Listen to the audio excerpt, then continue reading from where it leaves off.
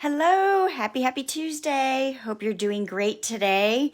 I am so excited that you are joining me today in my studio. So we're going to bring some live paper crafting to you today.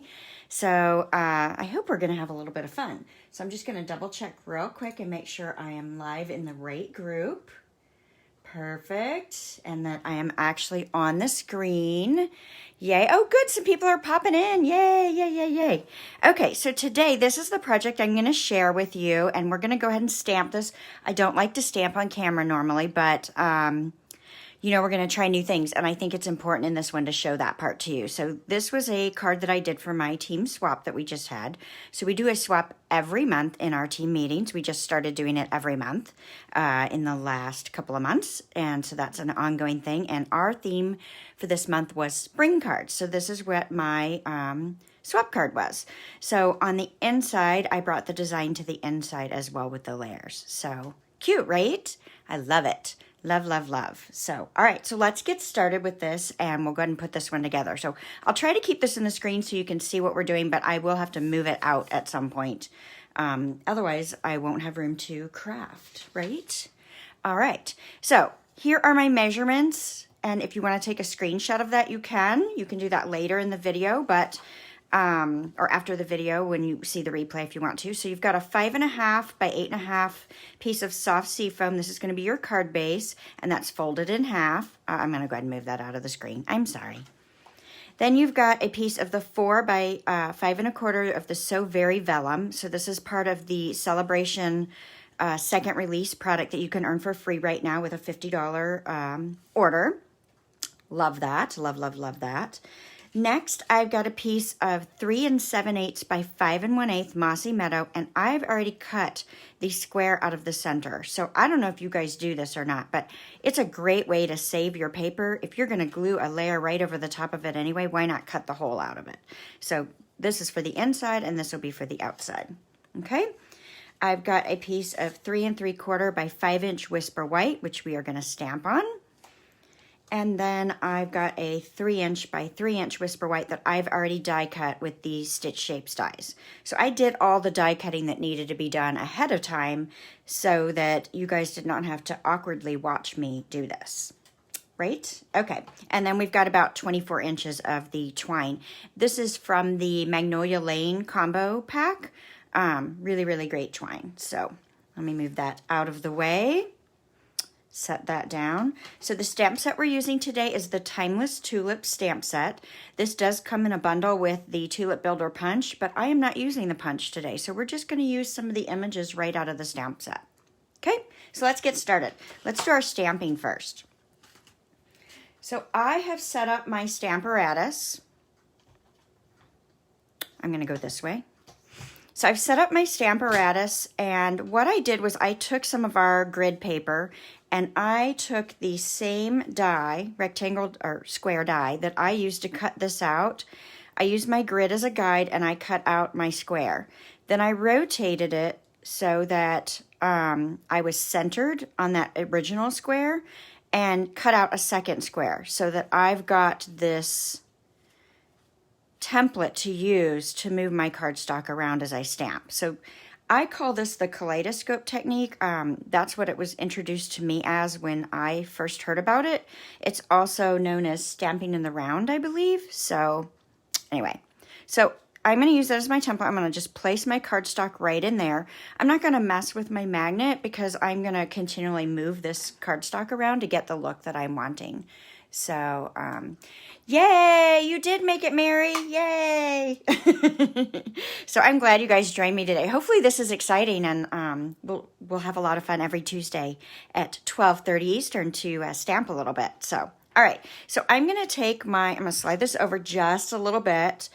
So you can see I've already placed my stamp on my Stamparatus. So what I did was I really just kind of eyeballed where I wanted it and played with it until I was happy with it. It is something that I think you have to play with, and it depends on how large your image is and what the shape is. So I wanted to make sure that I had a little bit of an overlap in the flowers, but I didn't want such an overlap that it just looked muddy, if you know what I mean. So, all right, so let's go ahead and ink this up. So I am using, I apologize, I should show you. I am using Melon Mambo ink, and I'm gonna make a mess with this, and I did not get my chamois ready. So I have no way to clean it right now, so that's fine. We're just gonna make a mess, and I'm gonna go ahead and push that image down. Now that's gonna lift up because I'm not using my magnet, but it's okay. So if you're not happy with it, you guys know with the Stamparatus, you just ink it up and stamp it again, no problem. So all I need to do is rotate this in my template that I've got, and I'm just gonna continue doing this same method until I get all the way around. And if I had, whoops, see, I didn't do very well on that one. So let's ink that up again. And we will put a little bit of pressure there. I'm a little close to that hinge, maybe. There we go, I got a nice deep image there. Keep going around. So if I had planned this out, I'd have shown you a few steps and then I would have magically had one already stamped, but I didn't, I forgot to do that. So you're gonna bear with me as I stamp this entire piece. So hopefully you're not too bored watching that. It's exciting. If I can get myself organized enough, I'll try to post measurements beforehand so you guys could do it with me maybe. That would be fun. We'll have to do that sometime. All right. Have you guys done this before? This technique? Do you use your Stamparatus often? I use mine occasionally. It depends on what I'm doing. I like to eyeball things and just hope that they work out. I tried to let go of the perfectionist side a long time ago. When it's handmade, it's supposed to have some quirky things, right? Alrighty. Perfect. I'm not really seeing comments. So if you guys are making any, I'm not really seeing them. I will go back after and make sure if there's any questions that I've answered those. All right, one more. We've made it almost all the way around. Perfect. So that's our last one. Great. So I just need to add the sentiment on the inside there, and we'll do that in a moment. Since I've got this already out, I'm going to go ahead and show you how I did the inside as well. So this is not the same shape, obviously, and being a rectangle, it makes it a little bit harder to do it this way.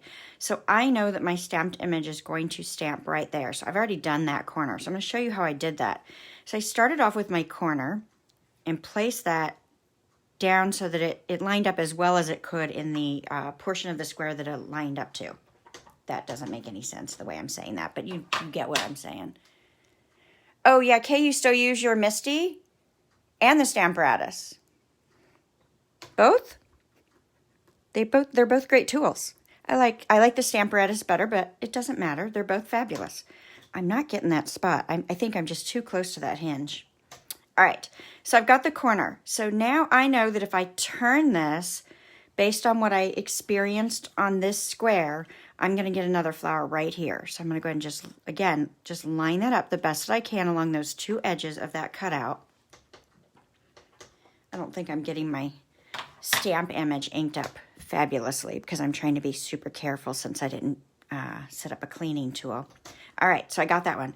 So now I want one here as well. So I'm just going to turn this because, again, I know my stamp's going to fall here. So I'm going to put this corner down here.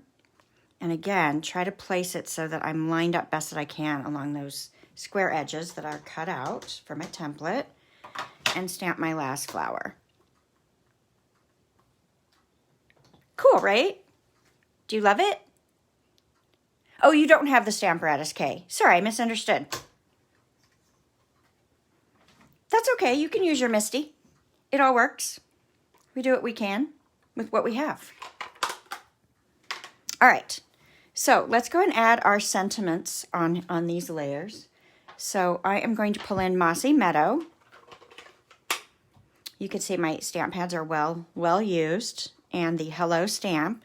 And of course, since I can't put my head over the top here, I have no idea if I'm going to hit this straight or in the center. Ooh, I got lucky. I like it. And then the inside of my card, I'm going to stamp my Spring Easter greeting. Again, I can't really see where I'm at, so I'm going to guess and hope that it's somewhat straight. Perfect. All right. I'm not doing too bad for stamping live, right? Oh yeah, your tulip set will be here anytime, right? All right, so let's go ahead and put this bad boy together. So this one's actually pretty easy to put together. There's just a couple of tricks with the vellum. So let's start out, there it is. I'm gonna start out and tie my twine around my vellum layer first because I want it to fall between those layers. There we go. So again, I think that was about 24 inches of twine. I think this piece is actually a little longer. I'm gonna wrap it around a couple of times and then just tie this in a bow.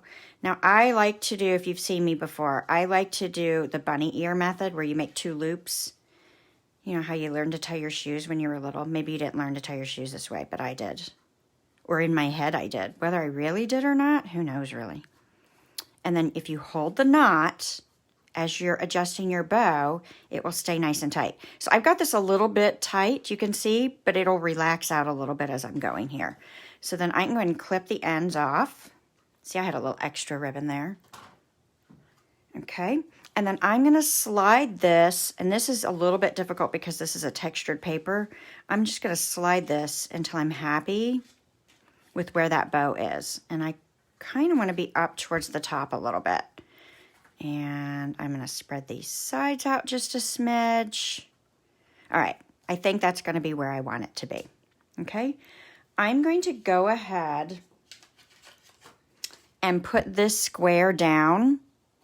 I could have done that first and put the ribbon over the top of it. It really wouldn't have mattered. But I think I'm going to go ahead and put this down, and I'm actually going to slide it underneath.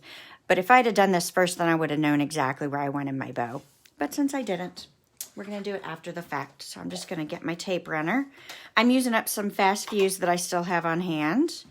And then I will switch back to my snail adhesive. Perfect, so that's down and that's gonna be flat. And then I'm gonna go ahead and pop this layer right up on here. So I need some dimensional dots for that.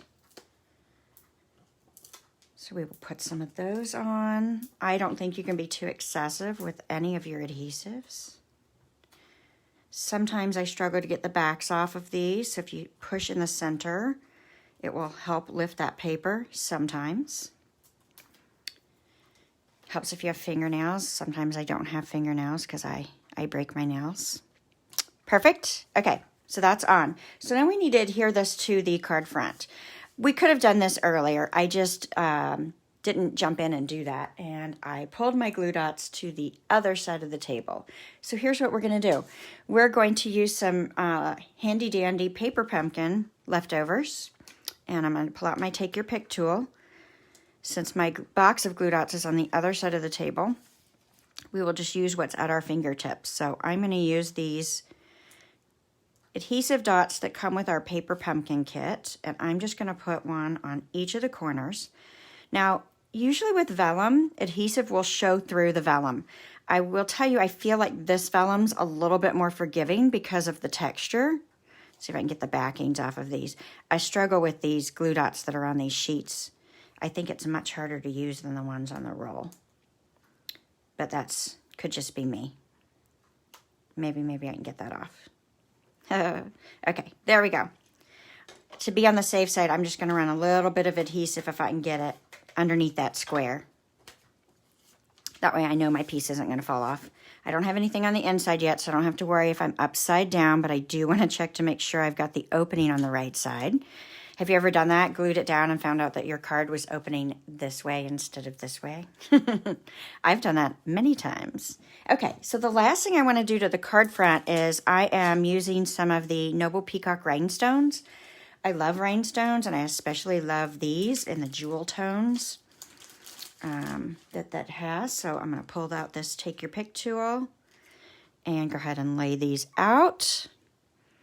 Okay, so I just realized that if you use the putty end to lift your rhinestones, it's so much easier. I've been trying to do it with this pointy end, what I like to call the danger tool end, and they just slide all over, and I was struggling with it, and I'm doing so much better now that I've realized that's what you should be using the putty end for.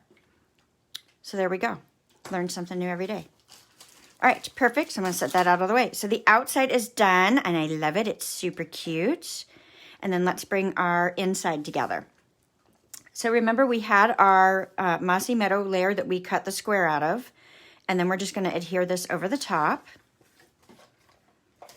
So put a little adhesive on that, and sorry, you might not be able to see that when I'm way over in the corner like that.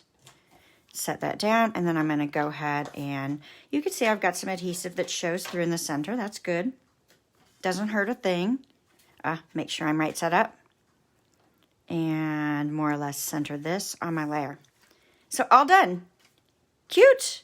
So I think that's the simplest card, about as simple of a card as I can do. I like lots of layers and lots of texture, but I think this one's fabulous with the technique, and I do have some layers, but I haven't gone too crazy, hopefully. So hopefully everyone will have success and try it. So, all right. So if you've got any questions or comments, I'd love to hear them. I hope you guys enjoyed this. I'm so glad that you joined me today. Be sure to give me some likes. Share it with your friends. And if you'd like to place an order, you can shop at CreativeLeeYours.com. I've got a link to my online store right there. And I will go ahead and post in this video after we're done. I will go ahead and put the supply list to recreate this card in case you are dying to get some of these supplies. And remember that this vellum is currently free with a $50 order. Okay? Thanks so much, and we'll talk to you next week. 12:30 Eastern. I'll see you again. Bye. Have a great day.